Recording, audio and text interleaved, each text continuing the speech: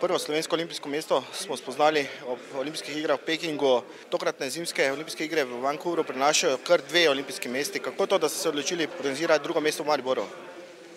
Maribor je drugo mesto po velikosti v naši državi, je mesto, ki diha šport. Danes smo bili priče izjemnega športnega dogodka. Mislim, da so svetovni pokali v Mariboru organizirani na najvišji ravni, verjetno najboljše na svetu. In to gotovo daje razloge, da se tudi v Mariboru organizira neposreden doživljaj Zimskih olimpijskih iger v Kanadi in da poskušamo čim več storiti, da bi se mladi ljudje seznanili z olimpijskimi vrednotami. Predstavlja slovensko olimpijsko mesto v Mariboru neke vrste uvod v Zimsko univerzijado 2014. So to neke vrste priprave? Seveda so priprave, ne samo za Zimsko univerzijado. Mi smo že dolgo v Mariboru in v Sloveniji v samem vrhu zimskih športov. Ne samo po rezultatih, predvsem pa mislim po organizaciji.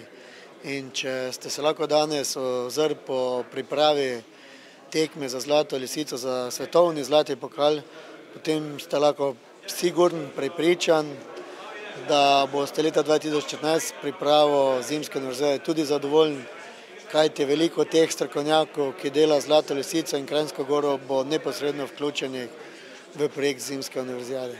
Obviously, Canada will share some Olympic spirit also with Slovenia. Yes, well, I'm very happy. I was here just to watch the competition because we have some Canadian athletes now participating in the giant slalom race. So when I arrived here, then I was told that there was this press conference about bringing Vancouver to Maribor, and I was very happy to be here today. So I think it's a great idea to organize that. Olimpijsko mesto na Snežni stadion v času olimpijskih iger v Vancouvru med 12.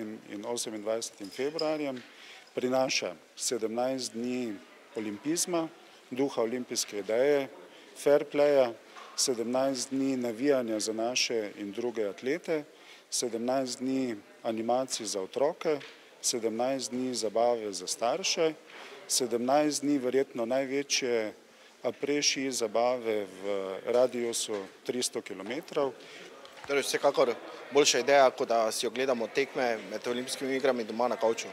Sploh zato, ker bo ves animacijski program zastonj, tako da vabim vse, da se seveda v čim večjem številu udeležijo dogodkov in da seveda skupaj z nami navijajo za naše športnike.